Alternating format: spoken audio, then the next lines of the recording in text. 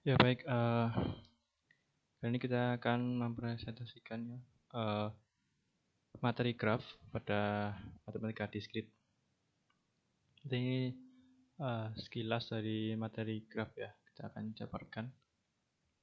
Jadi apa saja itu graf ya, dan bagaimana notasi graf dalam matematika dan sejarah graf, dan tentunya fungsi dari graf ini ya. Di graf itu kan memiliki fungsi seperti ilmu matematika yang lain pasti memiliki fungsi ya. Dan untuk apa ya kita perlu gunakan graf ini. Oke. Oke, perkenalkan ya. Ini saya Maulana Fandika. Ini untuk kelompok saya. Oke. Jadi apa yang kita akan pelajari? Pertama kita tentu ya pengertian. Jadi graf itu secara umum itu seperti apa? Dan secara singkat graf ya. Jadi dulunya itu graf itu punya sejarah ya. Jadi sebuah permasalahan kemudian diangkat dan maka tercetuslah graf ini ya. Kita akan belajar definisi graf, jenis-jenis graf, contoh representasi graf, contoh terapan graf, terminologi, dan juga graf isomorfik ya. Jadi apa saja itu yang ada dalam graf ya. Oke, lanjut. Ya, jadi pertama, ini sebelah kanan ini peta ya, peta biasa. Dan kota-kota ini kita ibaratkan tuh titik-titik ya, atau bulatan-bulatan ini seperti kota ya. Misal satu itu kota kota 1, kota 14, kota 13 ya. Seperti itu. Oke, pengertiannya graf secara umum adalah cara dalam merepresentasikan objek ya. Jadi cara dalam kita memvisualisasikan atau merepresentasikan ya objek dalam atau benda diskrit ya.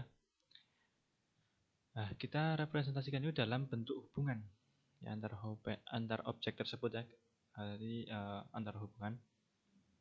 Kemudian objek dalam graf dinyatakan dalam titik atau bulatan ya. Contoh ya, ini contoh dalam peta ini, dan kita lingkari ya, lingkari dengan nilai 1, bulatan-bulatan ini dengan nomor ya. Jadi ini adalah objeknya ya. Nah, kemudian hubungan dari antar objek tersebut kita representasikan dalam garis ya. Ini contoh 1 dengan 13, ini kan ada garis ya. Ini artinya terhubung ya.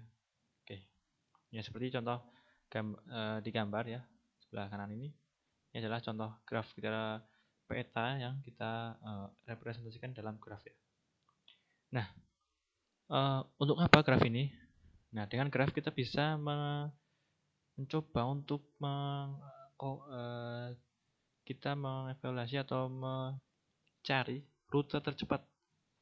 Misal ya, berada start pointnya atau mulainya dari 14 ini ya. Kemudian kita ingin ke 25. Nah, ini.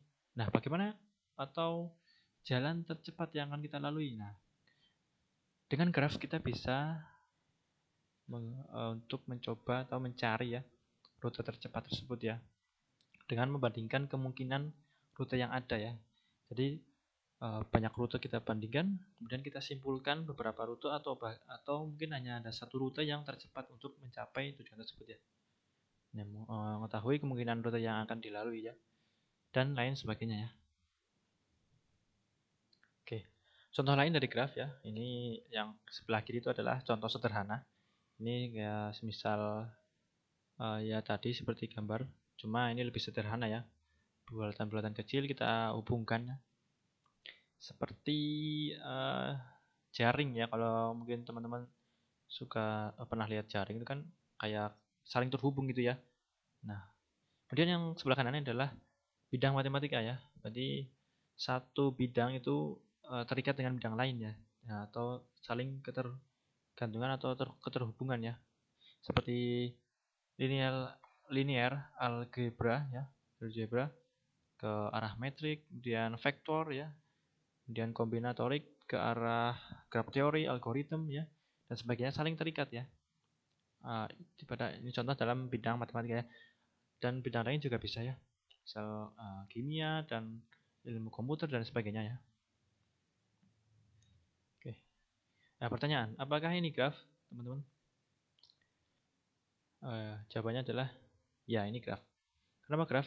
Karena seperti tadi, ya, graf itu kan objek dinyatakan dalam bulan jika hubungan antara objek tersebut dalam garis ya. Berarti graf itu adalah jika dalam ada objek yang saling terhubung ya, keterhubungan atau kita hubungkan ya. Jadi seperti itu. Jadi ini adalah graf karena kan saling terhubung ya. Kalau nggak terhubung apakah graf juga? Graf ya, graf. Tapi itu namanya adalah graf kosong ya. Nanti akan kita coba pelajari untuk slide selanjutnya ya. Nah, kemudian untuk sejarah singkat graf. Dulunya itu ada sebuah permasalahan ya di pada jembatan Konigsberg ya, sekitar tahun 1739. Seperti contoh gambar di kanan ini ya. Ini kan ada, nah ini untuk yang putih-putih terus ada kotak-kotaknya itu kan ini pulau ya, pulau. Nah ini yang biru ini sungainya, yang kuning ini agak kuningan itu jembatannya. Nah jembatan ini kan ibarat kata kayak hubungannya, sedangkan pulau ini adalah objek atau titik-titik itu ya tadi ya. Nah ada sebuah pertanyaan muncul, bisakah kita melalui semua jembatan satu kali lalu kita kembali ke tempat semula? Nah dari pertanyaan itulah kemudian adanya graf ya. Kalau dengan graf kita bisa mensimulasikan ya. Kalau tanpa graf kita harus mencoba secara langsung ya. Dan apakah ini bisa dilalui satu kali jembatannya dan kita kembali? Itu tidak bisa ya. Kalau bisa silakan coba sendiri ya. Oke. Nah seperti ini ya. Ini kan jembatan Konigsbergnya. Dan yang sebelah kanan kita representasikan dalam graf. Ini kan ini pulaunya, ini titik-titiknya, kemudian yang kuning itu jembatan, yang biru itu adalah sungainya ya teman-teman. Jadi seperti itu kita ibaratkan ini dalam graf ya. Oke. Nah kemudian pertanyaan, apakah kita bisa melewati semua jembatan tepat satu kali dan kembali ke tempat semula ya? Ini contohnya gambar di depan ini, apakah bisa teman-teman? Oke, kita lanjut. Ya, untuk jawabannya adalah bisa ya teman-teman. Kita semisal mulai dari sini ya. Oke, dari si apa ini ya, hewan apa ini. Kemudian kita maju ya, terus maju. Nah, lalu berputar ya. Nah, kita kembali lagi ke tempat semula ya. Jadi ini bisa ya. Kalau misal jembatannya 3 doang, bisa nggak? Ya tergantung posisinya ya. Kalau posisinya melingkar ya bisa. Kalau posisinya itu misal ini 2 ya, 2 di sini lalu tengah-tengah 3 di cuma 1 doang di sini ya nggak bisa. Kalau 3 kan berarti hanya cuma bisa ke arah pulau ini. Kalau balik harus lewat jembatan yang sama karena cuma 1 jembatan doang ya di sini. Oke. Untuk definisi grafnya, graf itu dinotasikan dalam G equal V and A ya. V-nya itu apa? Vertex ya teman-teman, atau simpul, atau tadi itu nilai titik-titik atau lingkaran-lingkaran ya objeknya. Kemudian edge itu apa? Sisi ya. Sisi itu yang menghubungkan antar vertex ya teman-teman atau simpul. Jadi itu adalah hubungan atau garis. Seperti tadi contoh di gambar ya. Kemudian himpunan V and E atau vertex and edge diapit oleh tanda kurung sebelumnya adalah karena himpunannya. Dan kalau graf itu nilainya banyak ya, kita himpun atau kita dalam kurung ya. Kemudian nilai V tidak boleh kosong ya teman-teman. Nah, namun nilai E boleh kosong. Nah, kalau nilai E vertex atau simpul kosong ya itu bukan graf ya. Graf itu minimal ada satu vertex ya atau simpul ya. Walaupun itu tidak ada hubungannya, itu disebut graf kosong ya. Kalau nggak ada sama sekali vertex ya atau simbol ya nggak graf itu namanya. Oke, untuk penulisan edge simpul yang sudah ditulis tidak boleh ditulis lagi ya. Misal uh, simpul 1 2 kita tulis lagi 21 itu sama saja sebenarnya. Jadi nggak usah ditulis lagi. Ini ya, simbol A, simbol B, lalu kita tulis lagi simbol B, simbol A ya. Sama saja ya, cuma penulisannya itu dibalik ya. Oke, kemudian contoh ya teman-teman. Misal graf 1, ini kita namai saja graf 1 atau J1, G1. Nah, grafnya seperti ini. 1, 2, 3, 4. Nah, kalau kita hubungan ini gimana? Ya kita terserah kita ya. Misalnya saya mau menghubungkan yang 1 dengan 2, tapi yang 1 dengan 3 tidak, ya nggak apa ya. Ini cuma saya contohkan saja. Nah, seperti ini. Maka ya vertexnya itu adalah 1, 2, 3, 4 teman-teman. Dan ini objeknya atau titik bulatannya itu 1, 2, 3, 4. Misal di sini ada 5 ya kita masukkan 5 ya. Kemudian edge-nya itu 1, 2, jadi yang terhubung ya. Di 1, 2. Nah, nggak usah tulis lagi 2, 1 ya. Sama saja, langsung saja 2, 3. 2, 3 lalu 2, 4. 2, 4. Nah, 3, 4. Jadi hati-hati ya dalam menulis edge-nya, jangan sampai ada yang sama ya. Oke. Kemudian jenis graf. Ada 2 jenis graf ya. Jenis graf yang pertama itu adalah sederhana, graf sederhana. Itu atau disebutnya itu simple graph ya dalam bahasa Inggrisnya. Kemudian graf tak sederhana atau tidak sederhana ya, atau unsimple graph. Berarti kemudian ada jenis graf tapi berdasarkan orientasi ya teman-teman, atau berdasarkan arah ya. Pertama adalah graf tak berarah. Jadi graf ini tidak ada arahnya ya, atau tidak ada kejelasan dari graf itunya ya. Kalau graf berarah itu ada arahnya, kalau gambarnya itu ada panahnya ya. Berarti kalau ada panahnya itu berarah ya. Kita coba. Oke ya, ini contohnya graf sederhana ya. Yang pertama adalah graf yang tidak mengandung sisi ganda ya. Ini contoh yang graf yang pertama ini saya ini pakai ini ya, pointer. Ini graf sederhana ya. Karena nggak ada yang mengandung sisi ganda, cuma satu hubungan doang ya. Nah, yang sini yang graf yang selanjutnya adalah kita ini disebut sisi ganda ya, atau graf bukan sederhana. Karena apa? Bukan graf sederhana karena ada sisi gandanya ya teman-teman. Ini kan ada 2 titik tapi dihubungkan 2 kali ya. Nah, kalau begini itu boleh ditulis 2 kali ya untuk edge-nya ya. Kalau tadi kan cuma 1 kali ya. Berarti 3, 4, 4, 3 boleh ya teman-teman. Karena ada 2 ini ya, hubungan atau 2 garis. Kemudian graf tidak sederhana atau tak sederhana ya. Yang dimaksud adalah graf yang ada pertama sisi gandanya, cincin. Nah, cincin itu apa? Cincin itu yang ini ya, dia tuh kembali lagi ke dirinya sendiri atau hubungan dengan dirinya sendiri ya. Seperti ini biasanya melingkar, ini agak kurang melingkar harusnya. Tadi agak susah. Oke lah. Jadi seperti ini ya. Jadi melingkar atau mengarah ke dirinya sendiri ya. Ini disebut bukan graf sederhana ya. Oke, graf tak berarah ya. Intinya nggak ada arahnya, nggak ada panahnya ya. Ada garisnya atau yang dihubungkan tapi tidak ada panahnya. Ini kan nggak jelas ya arahnya dari mana ya. Oke. Dan selanjutnya ya ini yang graf berarah. Jelas ya. Oh, dari D ke C panah, bukan C ke D ya, tapi D ke C dan D ke A atau A ke F dan seterusnya ya. Jadi memiliki arah ya, atau jelas grafnya arahnya. Oke, selanjutnya adalah representasi graf. Graf dapat direpresentasikan dalam berbagai hal teman-teman. Contohnya kita representasikan dalam matriks ketetanggaan dan matriks kesisian. Sebetulnya ada banyak lagi untuk representasinya, tapi di sini saya akan coba ambil 2 saja karena ini yang umum dan sering digunakan ya teman-teman. Oke, langsung saja. Ya, pertama adalah matriks ketetanggaan ya. Oke. Ini salah satu representasi yang paling umum ya, atau sering kita jumpai. Pertama adalah representasi matriks dengan ukuran V kali V atau vertex kali vertex ya. Misal graf tersebut itu ada 4 vertex. Nah, matriksnya itu adalah berarti ukurannya adalah 4 kali 4 ya, atau 16. Nah, matriks BK itu apa? Baris kolom ya. Kalau teman-teman sudah pernah belajar metrik ya, itu kan cara ambil nilainya atau kita akses nilainya itu dengan baris kolom ya. Baris keberapa lalu kolom keberapa ya. Oke. Nah, Di sini kita akan menggunakan matriks 01 atau ya, nama lain itu adalah metrik biner ya, metrik biner. Metrik BK itu sama dengan 1.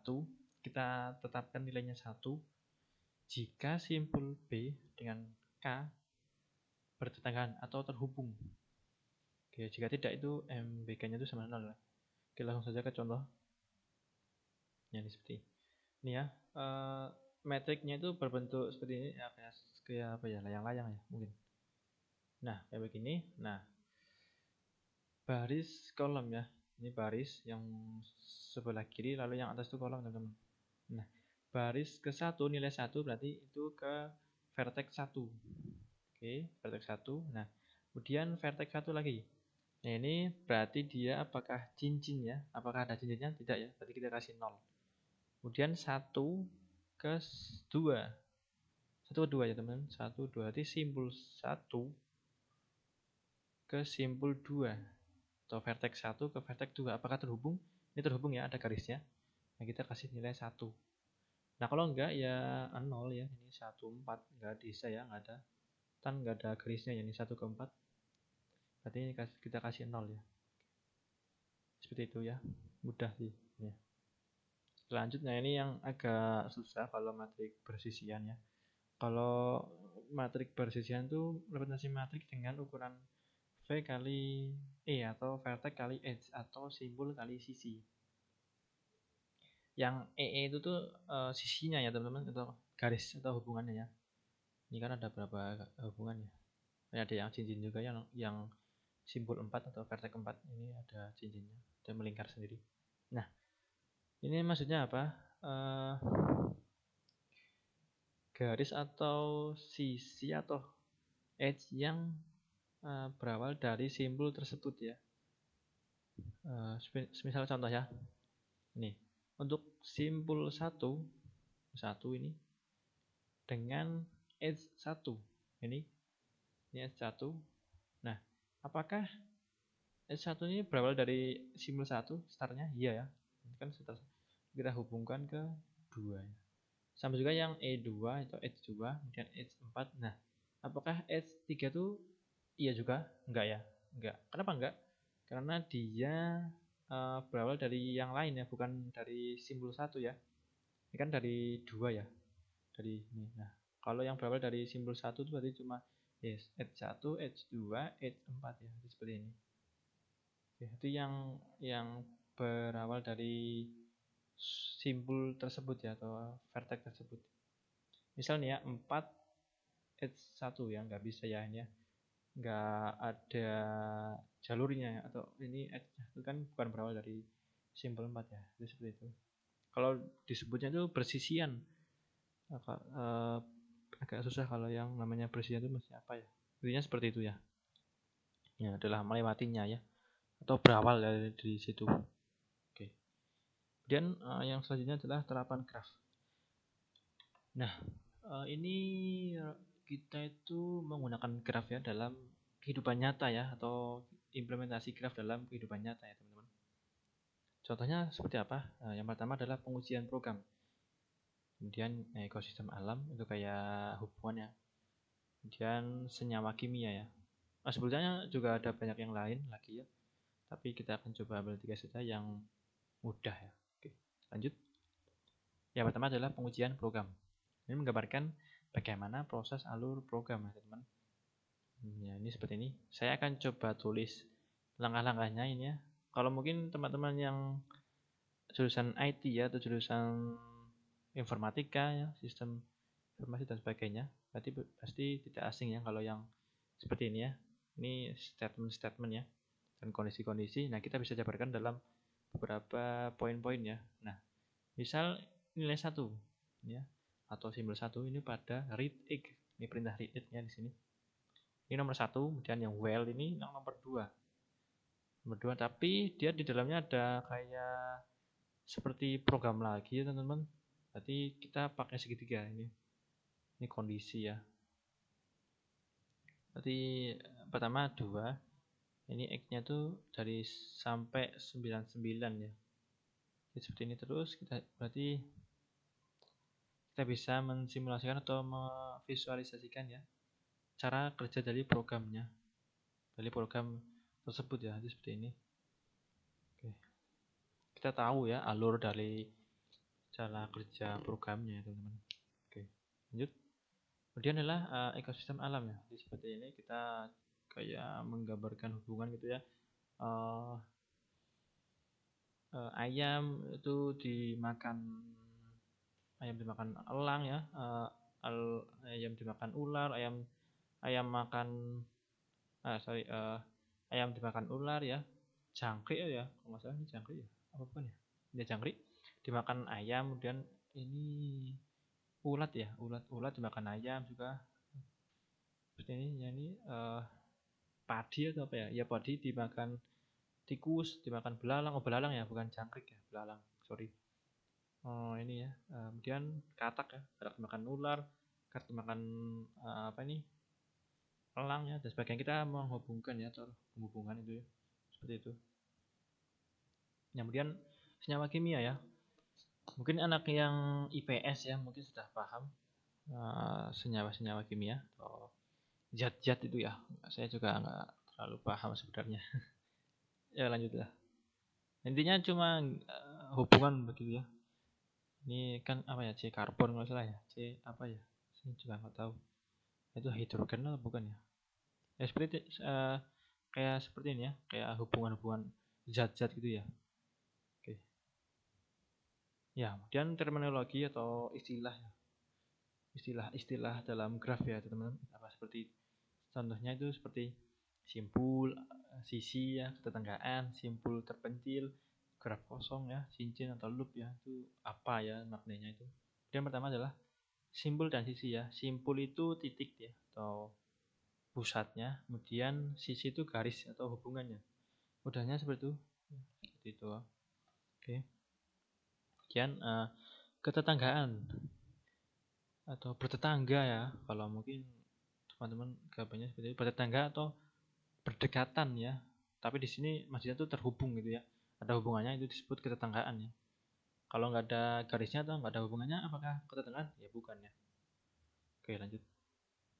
Dan simpul terpencil. Simpul yang dikucilkan. Ya seperti itulah. Oke, jadi intinya tuh dia tuh tidak memiliki sisi ya teman-teman, atau ya dia hanya berdiri sendiri ya, nggak ada hubungannya sama yang lain. Seperti ini termasuk disebut simpul terpencil. Oke, apakah lebih dari satu bisa? Ya bisa ya. Oke, lanjut. Kemudian graf kosong, nol graf ya. Apa itu nol graf? Jadi graf yang ada vertexnya tapi nggak ada nilai edge-nya ya, atau nggak ada nilai simpulnya. Sisinya nggak ada hubungannya, nggak ada nilai hubungan, nggak ada garis, nggak ada ketetanggaan ya. Oke. Kemudian cincin loop ya tadi ya. Yaitu loop atau berputar ya. Cincin itu kan kayak cincin ya, berputar ya. Itu berputar ke arahnya sendiri ya, kembali ke dirinya sendiri. Kemudian graf isomorphic. Ya, apa itu graf isomorphic. Dikatakan isomorphic jika dua graf yang sama, tapi hanya beda bentuk atau beda cara kita dalam memvisualisasikan, ya, menggambarkan ya, seperti itu. Tapi aslinya tuh bentuknya tuh sama. Cuma kita dalam menjabarkannya atau menggambarkannya itu berbeda ya. Ya seperti itulah. Oke. Nah, maksudnya gimana? Ini contoh ya. Ini kan bentuknya beda ya teman-teman. Ini kayak segitiga, ini kan kayak persegi ya. Tapi kalau kita lihat dari sudut pandang yang beda, sudut pandang yang lain, itu aslinya itu sama ya. Ya seperti ini. Ini tuh yang atas ya. Ini yang atas D. D itu kayak yang 4. Jadi kalau kita miringin gitu ya. D-nya tuh yang kayak di atasnya D-nya. Segitiga kayak gini. Yang A juga itu sama. C satunya tuh seperti ini. Aslinya tuh bentuknya geometrinya tuh sama. Cuma kita tuh menjabarkannya atau kita tuh melihatkannya itu dari sudut pandang yang lainnya. Seperti itu. Nah, silakan untuk dipahami dulu terlebih dahulu ya. Agak lumayan lama kalau memahamin yang begini. Dia agak harus Terus lihat dari sudut pandang yang lain, teman-teman. Oke, next. Ya, pertanyaan. Manakah yang graf isomorfik, teman-teman? Oke. Ya, jawabannya adalah yang A ya, teman-teman. Kalau yang B itu tidak ya. Ini kan beda ya, ini nggak bakalan sama kayak begini. Ini beda, walaupun yang keluarnya tuh sama ya bentuknya.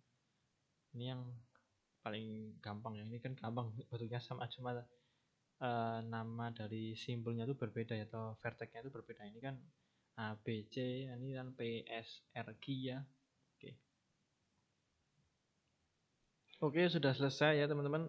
Mungkin sekian dari saya untuk presentasi dari matematika untuk materi graf dalam matematika diskrit ya teman-teman. Semoga bermanfaat. Jadi teman-teman tentunya sudah paham ya tentang apa itu graf, sejarahnya graf, definisi dalam matematikanya, penulisannya itu bagaimana, kemudian notasinya, penggunaannya, terapannya ya, contoh dalam yang dunia nyata gitu ya. Kemudian fungsinya graf itu buat apa ya? Dan ada simpul, ada sisi, vertex, edge dan sebagainya, terminologinya teman-teman. Tentunya semoga bisa lebih paham ya terkait graf tersebut dan bisa kita implementasikan dengan hal yang lain ya, tidak harus pada tadi yang dicontohkan. Kita ada beberapa contoh implementasinya ya, bisa kita coba atau eksperimen ya untuk contoh yang lain. Oke, mungkin sekian dari saya, semoga bermanfaat. Terima kasih.